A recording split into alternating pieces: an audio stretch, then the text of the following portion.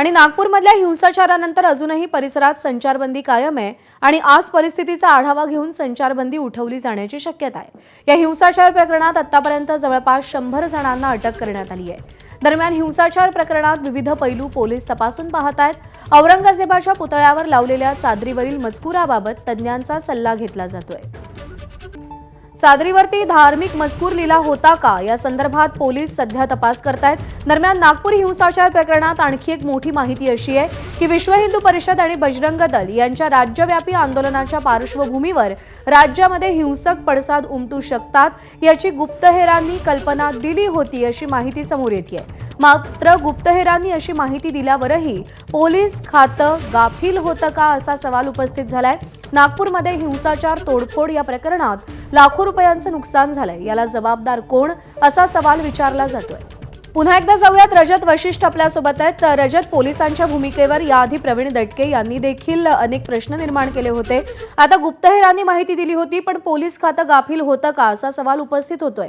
काय घडलं नेमकं, ही बेपर्वाई का दिसून आली? नक्कीच राज्यात गेल्या काही दिवसांपासून ज्या पद्धतीचं एक वातावरण निर्माण झालेलं होतं, विश्व हिंदू परिषद, बजरंग दल सारख्या संघटनांनी औरंगजेबच्या कबरीवरून आंदोलनाची हाक दिलेली होती। राज्यव्यापी तो आंदोलन होता आणि त्याच्यापूर्वीही वेगवेगळ्या मुद्द्यांवरून ज्या पद्धतीने काही वक्तव्य केले जात होते, खास करून राजकीय नेत्यांकडून जे वक्तव्य केले जात होते, त्यामुळे एक नॅचरल अनुभवावरून गुप्तहेर संस्था ज्यांना आहेत त्यांना असं वाटत होतं की राज्यात याचे पडसाद उमटू शकतात आणि खास करून औरंगजेबच्या कबरीचा जो मुद्दा एका बाजूला हिंदुत्ववादी संघटनांकडून उभा केला जात आहे, तर त्याचे पडसाद जे आहे ते दुसऱ्या बाजूनेही उमटू शकतात अशा पद्धतीची आशंका होती। आणि जी काही माहिती एबीपी माझाला मिळाली आहे, गुप्तहेर संस्थांनी त्या संदर्भातलं मजकूर किंवा त्या संदर्भातली जी सूचना असते, आपण ज्याला अलर्ट म्हणू शकतो, तो अलर्ट जो आहे तो सरकारला दिलेला होता, पोलीस प्रशासनाला दिलेला होता। मात्र तो स्पेसिफिक अलर्ट नव्हता की अमक्याच ठिकाणी अशी घटना घडेल, त्यामुळे सर्वत्र सावधगिरी बाळगणं गरजेचं होतं।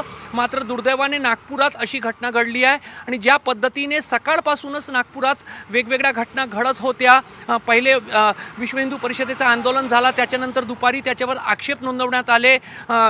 शिवाजी चौक असेल, गणेशपेठ पोलीस स्टेशन असेल, तिथे घोषणाबाजी दुसऱ्या पक्षाकडून करण्यात आली। त्यामुळे नक्कीच अनुभवी पोलीस अधिकाऱ्यांनी त्याचा अंदाज घ्यायला हवा होता आणि नागपुरात सुरक्षा व्यवस्था वाढवायला हवी होती।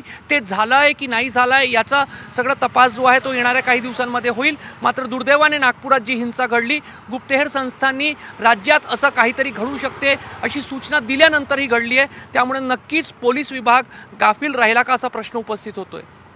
रजत, धन्यवाद दिलेल्या सगळ्या सविस्तर अपडेटसाठी। एबीपी माझा, उघडा डोळे बघा नीट।